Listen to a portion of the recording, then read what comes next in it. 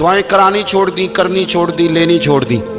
حضرت سیدنا انس بن مالک رضی اللہ تعالیٰ عنہ فرمایا کرتے تھے میں نے وہ رنگ دیکھا ہے جب حضور دعا مانگتے تھے اور حضور کی مقدس آنکھوں میں آنسو بھی ساتھ ہی بہا کرتے تھے، میں نے وہ انداز دیکھا ہے۔ تو صلاح الدین ایوبی بزرگ سے کہنے لگے آپ بھی دعا کیجیے، اور خود رونے لگے اور سر سجدے میں رکھ کے رونے لگے، اور عشاء سے لے کر فجر تک روئے، خوب روئے۔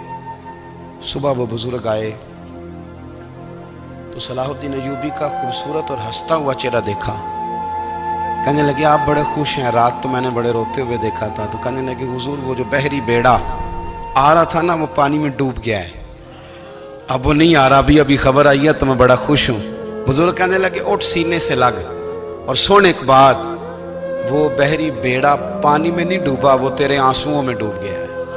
وہ جو تو رات رویا ہے نا رب کریم کی بارگاہ میں تو وہ ڈوب گیا ہے۔ بھائی اپنا مصلی کا، عبادت کا، وظائف کا، اللہ اللہ کا سلسلہ اس کو مضبوط کریں، اپنی دعاؤں کے تعلق کو مضبوط کریں۔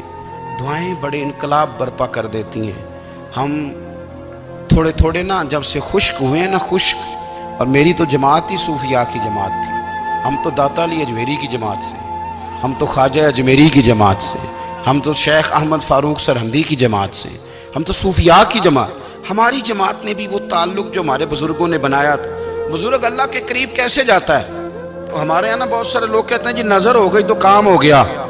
بھائی جو بخاری مسلم میں طریقہ ہے نا اللہ کا قرب پانے کا وہ تو نفل ہے۔ نبی کریم علیہ السلام نے فرمایا بندہ نفلوں کے ذریعے رب کے قریب جاتا ہے، اور اتنا قریب جاتا ہے کہ پھر اللہ اس کی زبان بن جاتا ہے، اللہ اس کی آنکھیں بن جاتا ہے، کان بن جاتا ہے، ہاتھ اور پیر بن جاتا ہے۔ تو یہ تو عبادت ہے، یہ تو اللہ کی بارگاہ کی حاضری ہے جو آپ کو اللہ کے قریب کرے گی۔ تو اپنے نماز کو اہمیت دے کے ادا کریں، نمازیں موبائل بند کر کے ادا کریں۔ دیکھیں نا کچھ لوگ کہتے ہیں مجھے ٹائم نہیں ملتا نماز کا، تو میں کہتا ہوں یہ آپ نے بڑی جرت کی بات کی ہے۔ مجھے کو میرا پیر بھائی کہہ دینا میرے پاس ٹائم نہیں ہے آپ کو ملنے کا، تو میں کہتا ہوں آج کے بعد آنا ہی نہ۔ تو کیا سمجھتا ہے تو بہت بڑا آدمی ہے، تیرے پاس ٹائم نہیں ہے اور ہمیں ملنے کا ٹائم، موج کر۔ تو آپ نے اللہ رسول کو کہہ دیا ٹائم نہیں۔ اور عجیب فلسفہ ہے نا، کہا جائے نماز پڑھنے آؤ تو کہتے ہیں کپڑے ٹھیک نہیں، اور کہا جائے کہ آؤ ذرا دعوت پہ چلیں تو کہتے ہیں ایک منٹ ٹھہر میں کپڑے بدل کے آیا۔ نماز کے لیے کہا تو کہتے ٹھیک نہیں، دعوت کے لیے کہا تو کہتا میں ذرا تیاری کر لوں، یوں جانا مناسب نہیں۔ یہ معاملہ ٹھیک نہیں۔ رب تو فرماتا ہے کہ جب تو مسجد میں آ تو زینت اختیار کر کے آ، خوب ذوق سے دعا مانگیں، خوب شوق سے نماز پڑھیں، خوب استغفار کا مزاج بنائیں۔ آپ لوگوں کے بیچ رہ کے سکھ حاصل کرنا چاہتے ہیں، لیکن آپ کو پتہ ہے کئی مہینے غار حرا میں رہنا بھی مدینے والے محبوب کا طریقہ ہے۔ ہر سال اعتکاف بیٹھنا الگ سے، یہ بھی حضور کا طریقہ ہے۔ مسجد نبوی کے اندر دروازہ کھلتا تھا نبی کریم کا، پر گھر کے اندر نفل پڑھے نبی پاک، اور حضور فرماتے ہیں کچھ نفل نماز گھر میں بھی پڑھا کرو، گھر کو قبرستان نہ بناؤ۔ ہمارا گھر اللہ کے ذکر سے آباد ہوگا اگر ہم نماز پڑھیں گے نا۔ میں جب سنت پڑھنے کے لیے گھر میں کھڑا ہوتا ہوں تو میرا جو 2.5-3 سال کا بیٹا ہے نا وہ بھی میرے ساتھ نماز پڑھنی شروع کر دے، اسے پتہ کوئی نہیں نماز کیا ہوتی ہے، لیکن وہ بھی نا سجدہ نہ بھی کرنا ہے تو ساتھ لیٹ ضرور جاتا ہے۔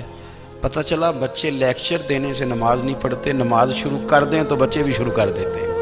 ہم جب پریشان ہوتے ہیں تو لیکچر دیتے ہیں، تو لیکچر تو باہر شاید چل جائے، گھر میں کیسے چلے گا؟ گھر میں تو عمل چلے گا۔ تو میرے عزیز آج کے اس روحانی اجتماع میں ہمارے دوستوں نے جو محنت کی، ہم نے بار بار اپنی نیت سے پوچھا خدا ہمیں معاف کرے اگر کوئی ذاتی شہرت ہے، کوئی ہمارے ذاتی مفادات ہیں، رب ہمیں ہدایت دے۔ ہماری یہ خواہش تھی کہ روحانی اجتماع ہمیں تھوڑا سا اللہ اور اس کے رسول کے جانب مائل کرے، کچھ ہمارا رشتہ مصلی کے ساتھ مضبوط